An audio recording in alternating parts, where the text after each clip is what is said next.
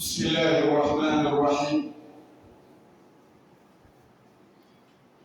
العلي النبي والفضل الجليل، والحمد لله العلي القوي الذي جعل العلماء ورثة الأنبياء وحماهم بفضله من كيد الأعداء. وأشهد أن لا إله إلا الله وحده لا شريك له، وأشهد أن سيدنا ونبينا محمدا عبده ورسوله، خير من دعا إلى الهدى وأصدق من نطق بالحق والوفاء، صلى الله عليه وعلى آله الطاهرين وأصحابه الميامين ومن تبعهم بإحسان إلى يوم الدين، وبعد. فيا عباد الله، أوصيكم ونفسي أولا بتقوى الله عز وجل، فإن التقوى عصمة من الفتن ونور في الظلمات، يقول الله سبحانه وتعالى في كتابه العزيز: يا أيها الذين آمنوا اتقوا الله حق تقاته ولا تموتن إلا وأنتم مسلمون. Enyi waja wa Allah,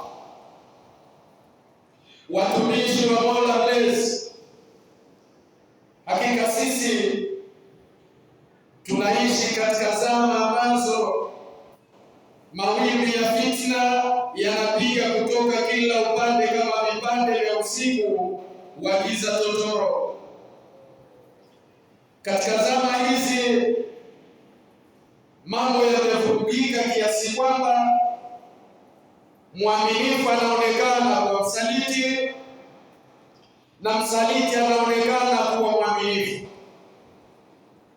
Moja ya milango mikubwa na ya hatari sana na ni ya fitna inayofunguliwa sasa hivi katika jamii zetu ni fitna ya kushambulia heshima za viongozi wetu wa dini, mashehe wetu na wanachuoni wetu.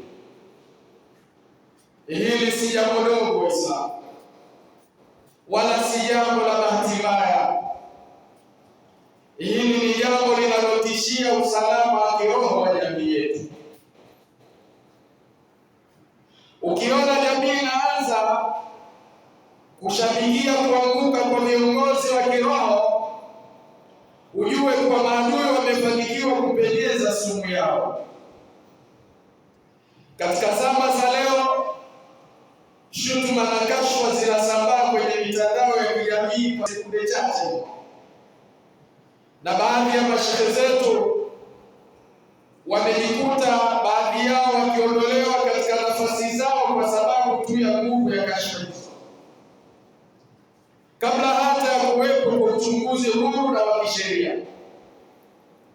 Leo hii tunataka kurudi nyuma katika historia.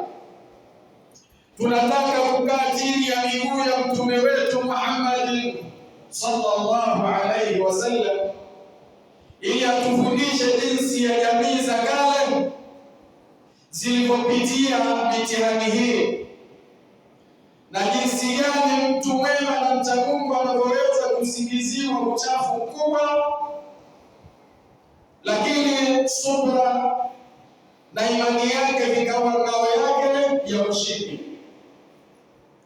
Tunakwenda kuangalia kisa cha Jurayj al-Abid, mwenye kufanya ibada. Mtume wetu sallallahu alayhi wasallam anatusimulia habari za mtu mmoja mcha Mungu kutoka katika wana wa Israeli aliyetambulika kwa jina la Jurayj. Kijana huyu alitenga maisha yake kwa ajili ya ibada.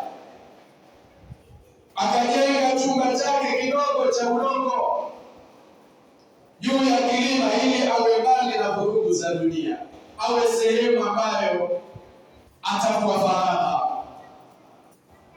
Kama ilivyo ada ya kila mtu, hasa watu wema, mitihani haiko mbali nao. Mtihani wa kwanza wa grade ulianzia nyumbani kwake, kwa mama yake mzazi. Mtume sallallahu alaihi wasallam asema, fa'atatihu ummu wa huwa yusalli, mama yake akamjia Jureij akiwa anasali katika kibanda chake. Faqalat ya Jureij, akamwita kwa kusema, ewe Jureij. Faqala ya rabbi ummi wa salati.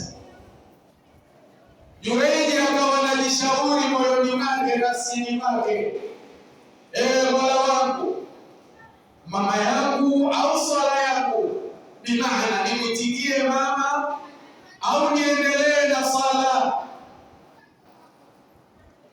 Faaqbala ala salatihi, bas jibu lilomjia Jureij nafsini mwake ni yeye kuendelea na sala yake. Fansarafat, ndipo mama yake alipoondoka, akaona Jureij amenipuuza, ameondoka hali ya kuwa amenyong'onyea. Jambo hili lilijirudia siku ya pili, kadhalika siku ya tatu. Muda ule ule akimwendea Jureij, anamkuta yuko bize na swala, na akawa anamwita kama alivyofanya siku ya mwanzo. Lakini Jureij akaendelea kujishauri nafsini mwake, ya rabbi ummi au salati, ewe Mola wangu mlezi, nimwitikie mama yangu au niendelee na sala yangu. Watukufu wa Islam, hapa ndipo hasira za mzazi zilipowaka, na akatamka maneno mazito ambayo kila mtoto anapaswa kuyaogopa.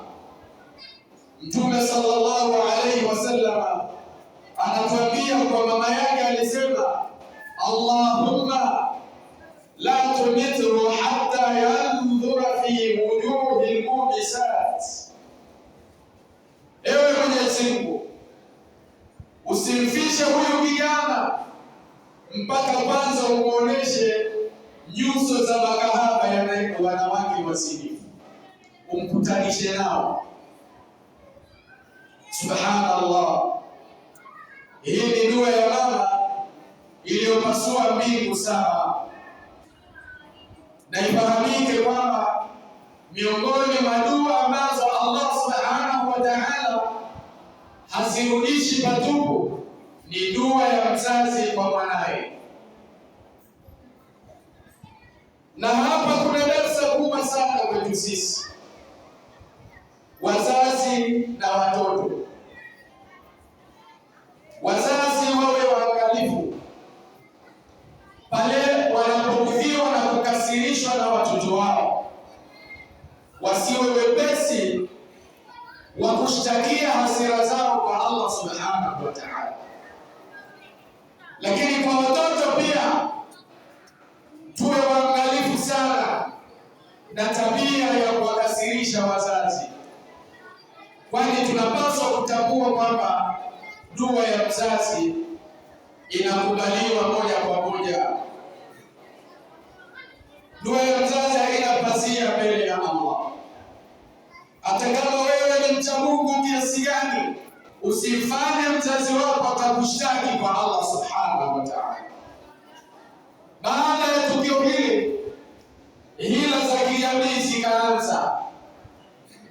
Wana wa Israeli walikuwa wakimtaja Jureij na uchamungu wake, na baadhi yao walikuwa na wivu na chuki moyoni mwao. Wakati huo kulikuwa na mwanamke mmoja kahaba aliyetawala mji kwa uzuri wake wa sura na umbo. Alikuwa na utikisa mji. kwa namna ambavyo alivyokuwa mrembo, mzuri wa sura na umbo pia. Alipoona watu wanamtukuza Jurayj, akajivuna na kusema, in shi'tum la aftinannahu lakum, mkitaka nyinyi mimi nitamtia mtihani huyo Jurayj na nitamharibia sifa yake. Kama mnataka hilo, msikae tu na mnazungumza na nung'unika juu ya uchamungu wake na chuki yenu kwake. Kama mnataka mimi nitamtia mtihani nimharibie kabisa sifa yake. Angalia hili ni sawa na mikakati inayopangwa leo